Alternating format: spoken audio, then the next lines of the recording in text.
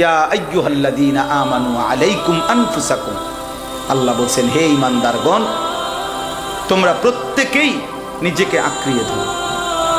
লা ইয়াদুররুকুম মান দাল্লা ইযা ইহতাদাইতুম, আল্লাহ বলে নিজেকে যদি সাজিয়ে তোলো, নিজেকে যদি ঈমান আমল হেদায়েতের উপরে উঠাইতে পারো, নিজের ঈমান নিজের আমল নিজের আখলাক নিজের ইবাদত নিজের লেনদেন নিজের আচরণ যদি সুন্দর করতে পারো, এবার পৃথিবীর সমস্ত পথভ্রষ্ট গোমরা একসাথ হয়েও তোমারে কেউ পথভ্রষ্ট করতে পারবে না।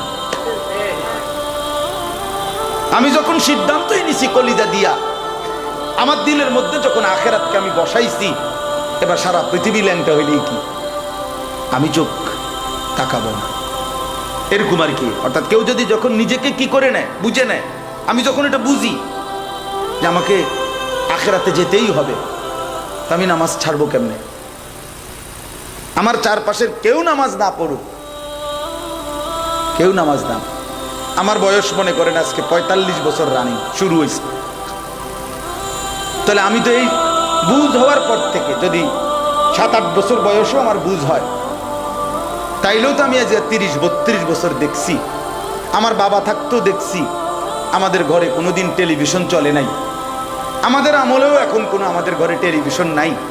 কই আমাদের তো ছোট্টবেলার থেকেই দেখছি, শহরে বড় হইছি, কুমিল্লা শহরের মেন প্রাণ কেন্দ্রে চারপাশের সব ঘরেই টেলিভিশন চলতেছে।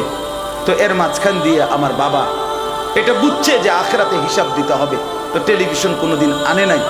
তো এটা যখন কারো কলিজার মধ্যে বুঝে যে হারাম আমার খাওয়া যাবে না, আমাকে হালাল পথে চলতেই হবে, আমারে আল্লাহর বন্দিগি করতেই হবে, আমি সেজদা দিতেই হবে, তাহলে এবার গোটা পৃথিবীও যদি আল্লাহর নাফরমানিতে ডুবে যায়, তো মোমেন তখনও মনে করে अगर चे बुत हैं जमात की आस्तीनों में मुझे हैं हुक्म खुदा ला इलाहा इल्लल्लाह।